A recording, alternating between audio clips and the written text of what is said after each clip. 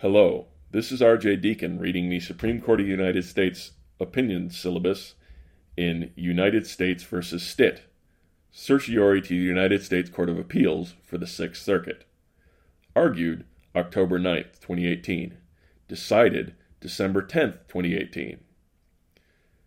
Respondents Victor J. Stitt and Jason Daniel Sims were each convicted in federal court of unlawfully possessing a firearm, in violation of 18 U.S.C. 922 G1.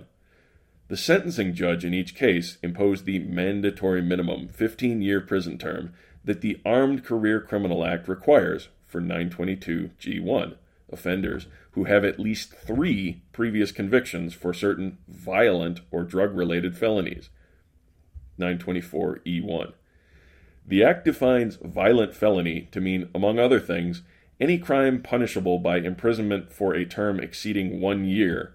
The court does a ellipses here, then the word that, then another ellipses, is burglary.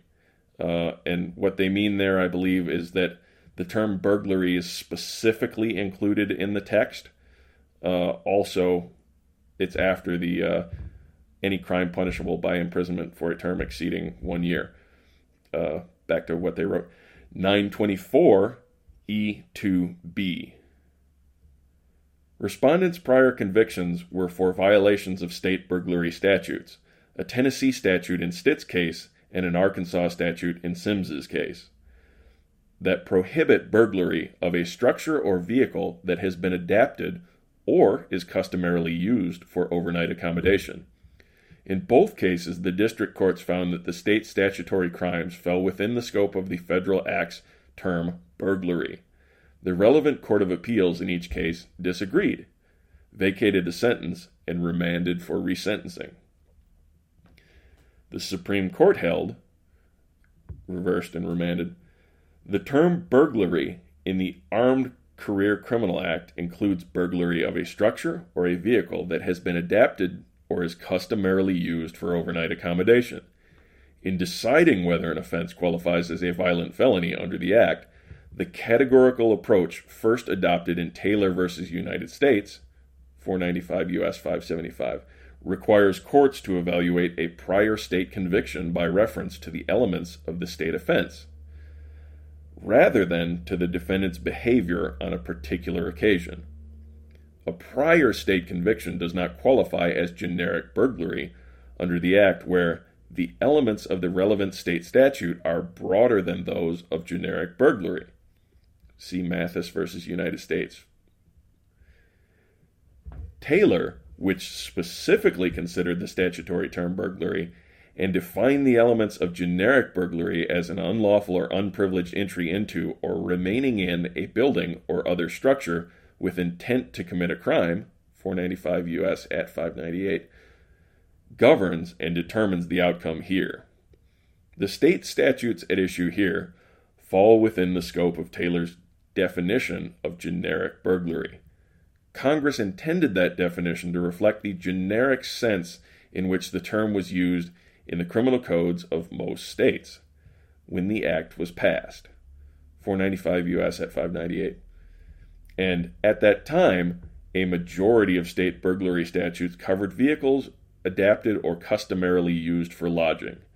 Congress also viewed burglary as an inherently dangerous crime that creates the possibility of a violent confrontation between the offender and occupant or someone who comes to investigate. An offender who breaks into a mobile home, an RV, a camping tent, or other structure or vehicle that is adapted or customarily used for lodging creates a similar or greater risk of violent confrontation, although the risk of violence is diminished if the vehicle is only used for lodging part of the time. The court finds no reason to believe that Congress intended to make a part-time, full-time distinction. Respondents also argue that the vehicles covered here are analogous to the non-typical structures and vehicles that Taylor, Mathis, and other cases described as falling outside of the scope of generic burglary. But none of those prior cases presented the question whether generic burglary includes structures or vehicles that are adapted or customarily used for overnight use. Sims's case is remanded for further proceedings.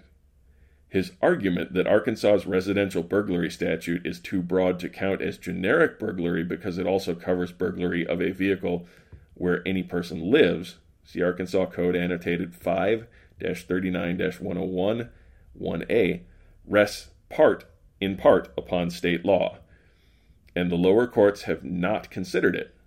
Those courts remain free to determine whether Sims properly presented that argument, and if so, to decide the merits.